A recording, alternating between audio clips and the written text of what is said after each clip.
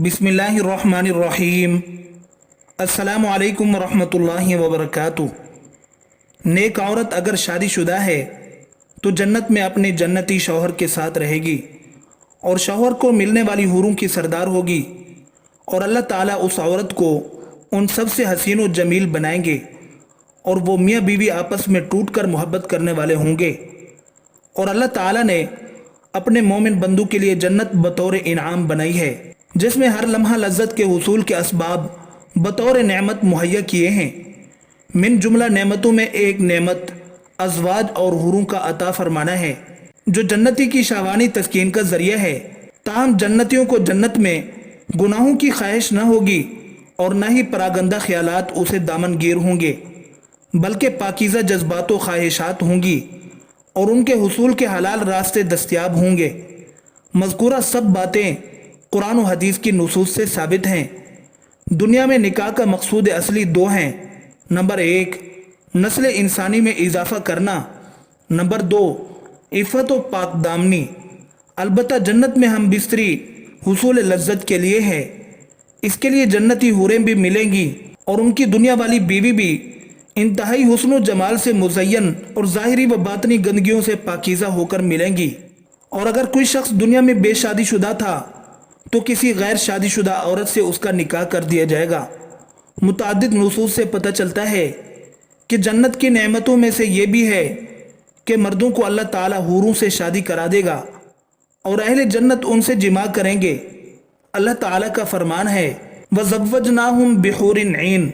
तर्जमा, और हमने उनके निकाह बड़ी बड़ी आंखों वाली हूरों से कर दिए हैं। एक दूसरी जगह अल्लाह का फरमान है, इन्ना अस्हाबल जन्नतिल यौमा फी शुगलिन फाकिहून। तर्जमा, जन्नती लोग आज के दिन अपने दिलचस्प मशगलों में हशाश बशाश होंगे। यहाँ जन्नती के मशगलों से मुराद कवारियों के पास जाना है। नंबर 3, उदखुलुल जन्नता अंतुम व अज़वाजुकुम तुहबरून। तर्जमा, तुम और तुम्हारी बीवियां जन्नत में दाखिल हो जाओ।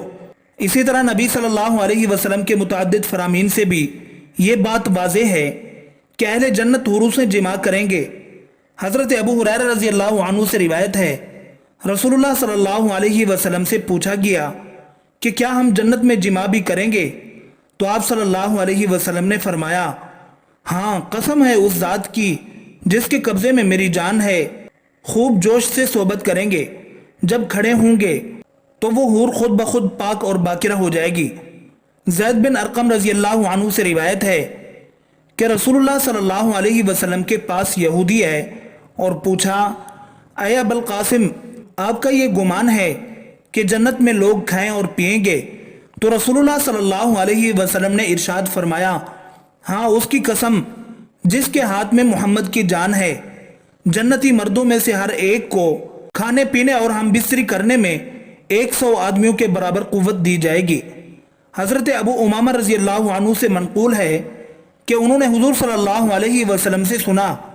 आप सल्लल्लाहु अलैहि वसल्लम से दरियाफ्त किया गया, क्या जन्नत वालों में बाहम निकाह होगा, यानी हम बिस्तरी होगी? फरमाया, हाँ, इस तरह के उज़्व में सुस्ती ना आएगी, ना ही शहवत मुनक़ते होगी और पूरी शिद्दत से होगी। इस किताब में रावी मौसूफ से मनक़ूल है कि हुज़ूर सल्लल्लाहु अलैहि वसल्लम से पूछा गया, क्या जन्नती मर्द जन्नती औरतों से हम बिस्तरी करेगा? फरमाया, हाँ, पूरी शिद्दत से, लेकिन न मनी निकलेगी न ही हैज़ आएगा, और जन्नत में इंसान जो चाहेगा उसे वो मिलेगा। अगर औलाद की ख्वाहिश होगी तो औलाद भी हो जाएगी, लेकिन दुनियावी औलाद की तरह उनका हुक्म नहीं होगा। एक हदीस शरीफ में आप सल्लल्लाहु अलैहि वसल्लम ने फरमाया, अगर बिलफर्ज कोई मुसलमान जन्नत में औलाद का ख्वाहिशमंद होगा तो उसकी ख्वाहिश इस तरह पूरी की जाएगी कि बच्चा का हमल करार पाना, उसका पैदा होना और उसका इंतहाई उम्र यानी 30 साल की उम्र तक पहुंचना, सब कुछ एक साथ में अमल पजीर हो जाएगा। एक दूसरी जगह नबी सल्लल्लाहु अलैहि वसल्लम का फरमान है, हज़रत लक़ीत अक़ीली रज़ी अल्लाहु अन्हु कहते हैं, मैंने अर्ज़ किया, ऐ अल्लाह के रसूल सल्लल्लाहु अलैहि वसल्लम, क्या जन्नत में हमारे लिए मौजू और साले बीबियाँ होंगी? आप सल्लल्लाहु अलैहि वसल्लम ने फरमाया, साले मर्द साले औरतों के लिए होंगे, तुम उनसे इसी तरह लज्जत पाओगे जैसे दुनिया में लज्जत पाते थे, وہ بھی تم سے اسی طرح لذت پائیں گی، البتہ ہاں انہیں اولاد نہیں ہوگی۔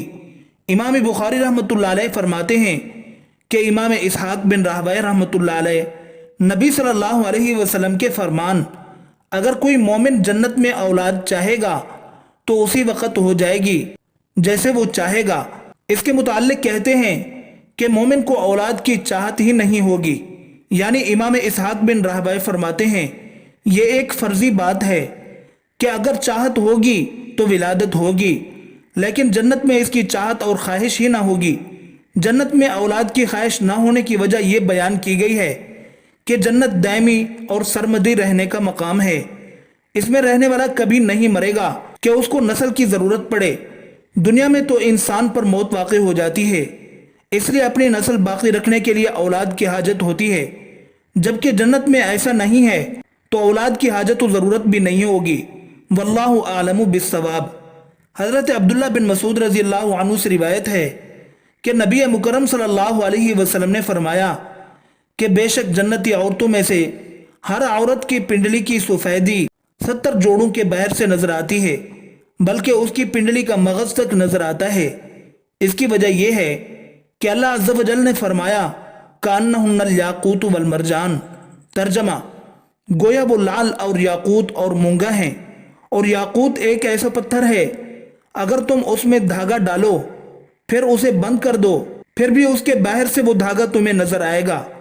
حضرت جابر رضی اللہ عنہ فرماتے ہیں رسول اکرم شاہ بنی آدم صلی اللہ علیہ وسلم نے فرمایا جس شخص میں ایمان کے ساتھ ساتھ 3 باتیں پائی جائیں وہ جنت کے جس دروازے سے چاہے داخل ہو اور جس حور سے چاہے نکاح کرے۔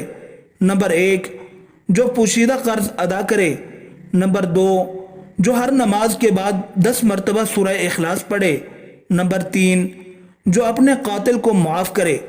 حضرت ابو بکر صدیق رضی اللہ عنہ نے عرض کی یا رسول اللہ صلی اللہ علیہ وسلم اگر کوئی ایک پر عمل کرے تو فرمایا ایک پر عمل کرنے والا بھی۔